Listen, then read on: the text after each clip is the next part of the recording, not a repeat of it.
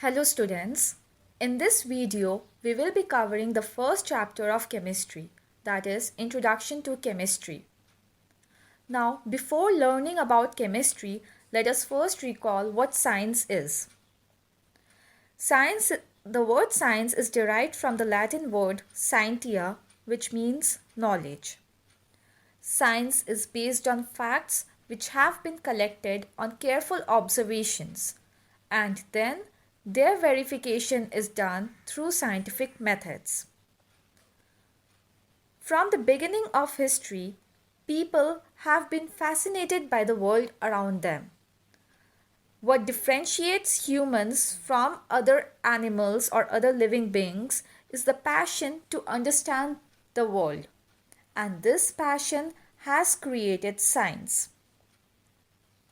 Thus, science is the term for the broad field of human knowledge which is concerned with the facts that are explained logically by rules, patterns, and principles. Till now, we have studied about our surroundings, plants and animals, physical phenomena such as evaporation, condensation, precipitation, etc. as a part of science. But now onwards, we will divide our study in the three branches of science, that is, physics, chemistry, and biology. Physics is the study of natural forces. Example, light, heat, sound, energy, and so on. Biology is the study of living things, whereas chemistry is the experimental science which studies the structure of substances or what happens to substances on different conditions when they are mixed with each other. As we are aware, there are so many daily need things used by us that are related to chemistry. For example, toothpaste, soap, powder, cream, different colors of fabrics, etc. So, chemistry is that branch of science which deals with chemical elements and compounds and their composition, and they also have economic importance. Chemistry is a study of substances, their properties, structures, and transformations. It is the science of elements. It deals with the properties and chemical reactions of the elements and their compounds. It also studies the way in which these elements and compounds can be made, the composition of matter, that is solid, liquid, or gas, and the changes that take place in it under certain conditions. Now let us learn about the early history of chemistry.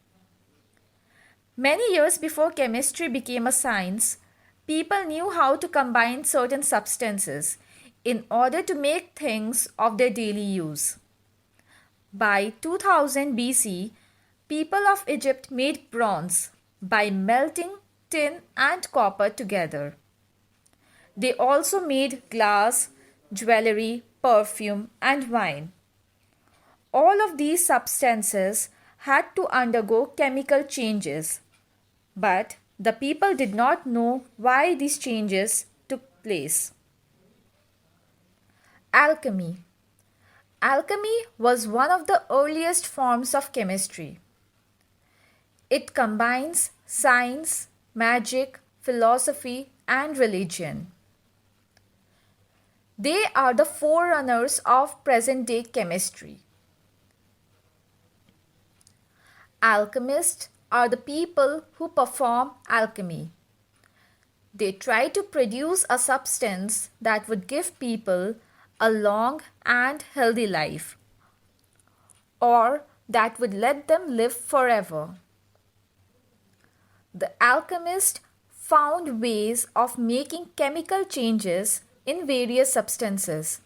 They improved methods of taking metals from an ore and learned how to make and use various acids. They also designed many laboratory equipments like balances for weighing chemicals. Now, let us learn about the branches of chemistry. There are four branches of chemistry. They are inorganic chemistry, organic chemistry, physical chemistry, and biochemistry. Inorganic chemistry. It is the study of elements and compounds that are found in non-living things. Organic chemistry is the study of carbon compounds that are found in living things. Physical chemistry, these are the study of physical properties which affect chemical reaction, for example, heat, pressure, etc. Biochemistry is the chemical makeup and behavior found in various living things. Experimental investigation, scientific method. In the definition of science, we have learned that the collected facts are verified through scientific methods.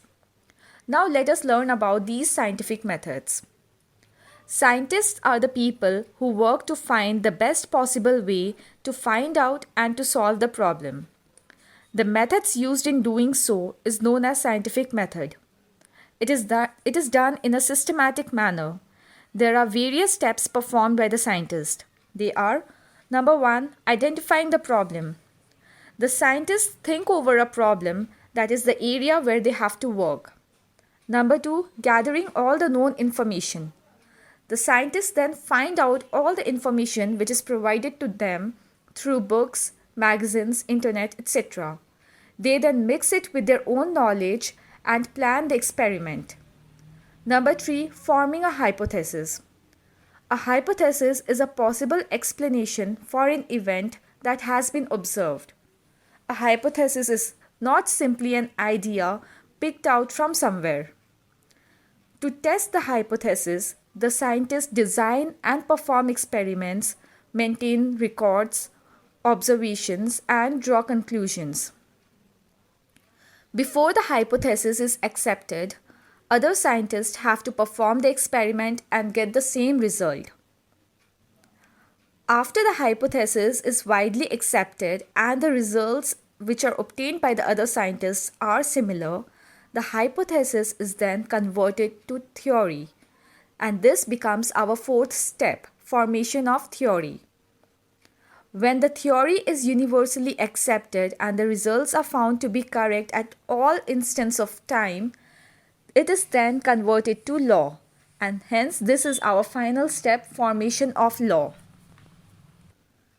Always remember, it has to be verified by different scientists. After that, whatever the experiment has been conducted, that becomes a law only when the results are similar, and that will be universally accepted. So these were the 5 scientific methods. In the next video, we will be discussing about some common laboratory apparatus and the precautions to be taken in a chemistry laboratory.